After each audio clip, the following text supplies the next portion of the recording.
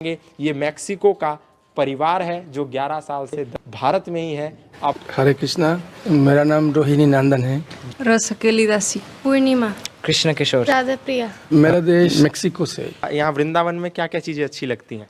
भगवान को देखने जाओ मंदिर में। तो भजन कीर्तन करती हैं? हाँ जी। एक भजन सुनाइए। अच्छा चलिए। जय जय राधा रमन हरि बोल। नानी की बेसिक रिलीजियस तालीमात हिंदू धर्म से शुरू हुई थी कि ये संसार ये कैसे पैदा हुआ, इतने जीव पैदा किए, इंसान को पैदा करने के पीछे पर्पस क्या था। अगर आप हिंदू धर्म को पढ़ें जिसकी हिस्ट्री सबसे ज़्यादा ओल्ड है, 8000 साल पुरानी है। जो पाकिस्तानियों को दबदबा है ना, वो किसी और कौम का नहीं है उधर। मतलब दबदबा किस सेंस में है?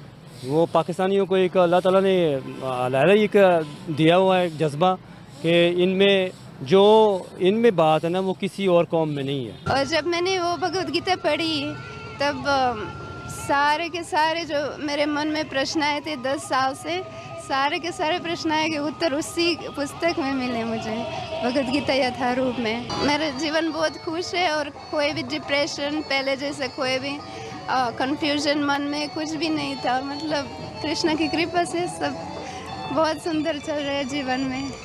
भगवत गीता का इतना सम्मान क्यों होता है? देखिए, मैं आपको बताती हूँ कि जब मैंने भगवत गीता पढ़ना स्टार्ट किया तब मुझे समझ में आया कि I have became more humble. मतलब मेरे अंदर जो एक अग्रेशन था, एक एंगर था, एक एनवी टाइप की जो चीजें इंसान के अंदर इंसान डेवलप कर लेता है, एक ग्रीडी, एक घमंड टाइप की चीजें जो इंसान डेवलप करता है, वो मुझे भगवत गीता के पढ़ने से धीरे। जय दोस्तों। तो दोस्तों, भारत और सनातन धर्म दुनिया में तेजी से प्रसिद्ध हो रहे हैं। विदेशी लोग भारत आकर सनातन धर्म को अपना रहे हैं। दोस्तों, भारत में वृंदावन और अयोध्या जैसे स्थलों पर आपको बहुत से विदेशी मिलेंगे जिन्होंने सनातन धर्म को अपना लिया है और जीवन की मोह माया से दूर कृष्ण की भक्ति कर रहे हैं।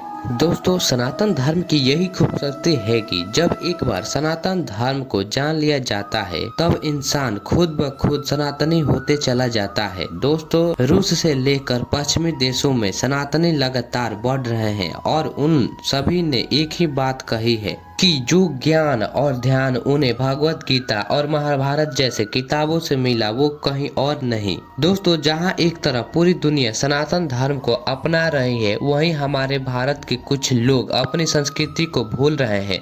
वो भूल रहे हैं कि सनातनी विश्व की सबसे पुरानी और समृद्ध विरासत का नाम है और हमारे पूर्वजों ने सैकड़ों जुल्म सहने के बाद भी अपने विरासत को नहीं छोड़ा। तो एक सनातनी होने के नाते हमारा कर्तव्य बनता है कि हम अपने विरासत को आगे लेकर चलें। दोस्तों, आप सभी का क्या राय है सनातन धर्म के बारे में? आप अपना राय कमेंट में जरूर बताइएगा। अगर आपको ये वीडियो अच्छी लगे तो वीडियो को लाइक और चैनल को सब्सक्राइब जरूर से कर लीजिएगा और वीडियो को अंत तक देखिएगा। ये मैक्सिको का परिवार है जो 11 साल से भारत में ही है। अब हरे कृष्णा, मेरा नाम रोहिणी नंदन है। रसकेली दासी, पूर्णिमा, कृष्ण किशोर, राधा प्रिया। मेरा देश मेक्सिको से। यहाँ वृंदावन में क्या क्या चीजें अच्छी लगती हैं? भगवान को देखने जाओ मंदिर में। तो भजन कीर्तन करती हैं? हाँ जी। एक भजन सुनाइए। अच्छा चलिए। जय जय राधा रमन हरि बोल। जय जय राधा रमन हरि बोल। So Vrindavan is the best place for my kids to grow up. अच्छा कृष्ण किशोर, पापा यहाँ आ गए 10 साल से भारत में हैं, आपका जाने का वापस मन नहीं करता क्या? नहीं करता। क्यों? क्योंकि यहाँ पर वृंदावन में रहने के बाद मन इधर ही लगता है। Bharat is the best of the countries because the presence of Vrindavan. India wants to imitate the West because there is so much economical development and science. But Westerners, we are fed up of this. We are tired of this. We already know that by material means you never can be happy. So now Westerners are coming to India to learn spiritual practices. तो पूरी पढ़ते हैं आप, इसमें हनुमान जी को पढ़ते हैं, आप इसमें गणेश भगवान को पढ़ते हैं, आप इसमें रामा जी को पढ़ते हैं, आप इसमें कृष्णा जी को पढ़ते हैं। बाबा गुरु नानक की बेसिक रिलीजियस तालीमात हिंदू धर्म से शुरू हुई थी कि ये संसार ये कैसे पैदा हुआ, इतने जीव पैदा किए, इंसान को पैदा करने के पीछे पर्पस क्या था। वो यहाँ तक पहुँचे कि एक ताकत है जो हस्ती को चला रही है। हर चीज़ का एक टाइम टेबल मुकम्मल है। उस टाइम उन तक भी बात पहुंची कि ये एक हादसा है, उन्होंने इनकार किया कि नहीं, उन्होंने कहा ये कोई ताकत है, ये शेड्यूल, ये टाइम टेबल, जैसे बाज़ार में उस टाइम बादशाहों का दौर था। ये 14वीं सदी की बात है।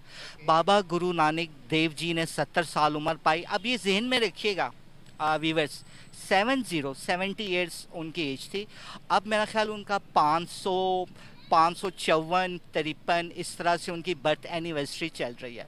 बाबा गुरु नानक जी जब काबा पहुँचे तो वो तालीम आन हज़रत मोहम्मद मुस्तफ़ा सल्लल्लाहु अलैहि वसल्लम ख़ातमुल अंबिया रहमतुल लिल आलमीन। इंडियंस व्यूवर्स मैं आपको बता दूं, it's mean blessing for all.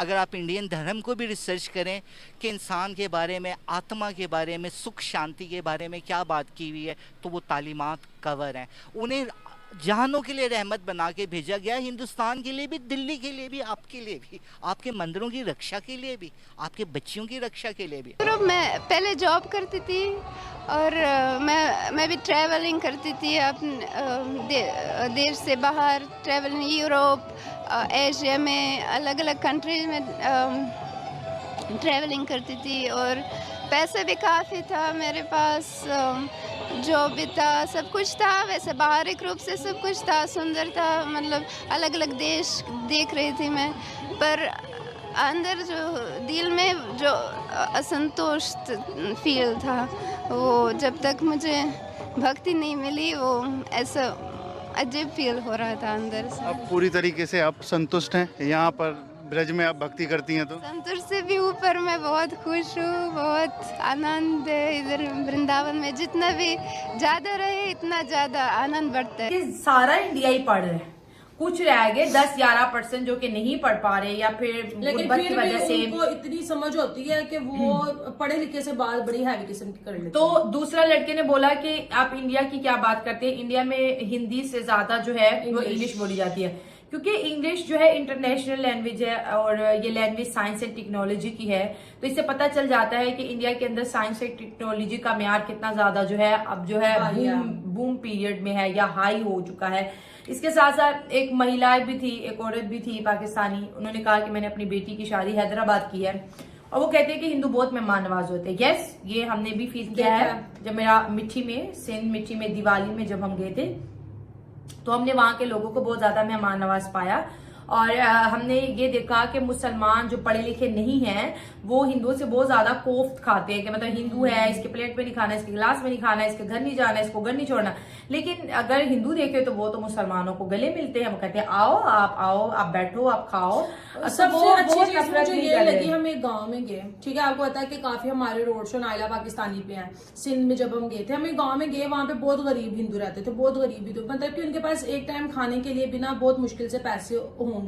तो ना वहां पे जब हमने अपना शो कर लिया तो हमें पता ही नहीं है, वो ना कोल्ड ड्रिंक लेने चले गए। जब कोल्ड ड्रिंक लेके वो वापस आए हैं तो उन्होंने शीशे के गिलास, आप पता गरीब लोग हैं कहाँ शीशे के गिलास थे, लेकिन फिर भी उनके पास एक शीशे का गिलास था। उन्होंने उस एक शीशे के गिलास पे कोल्ड ड्रिंक दी शाइला को, शाइला ने पी ली, ठीक है, फिर उन्होंने मुझे दी, मेरे हाथ में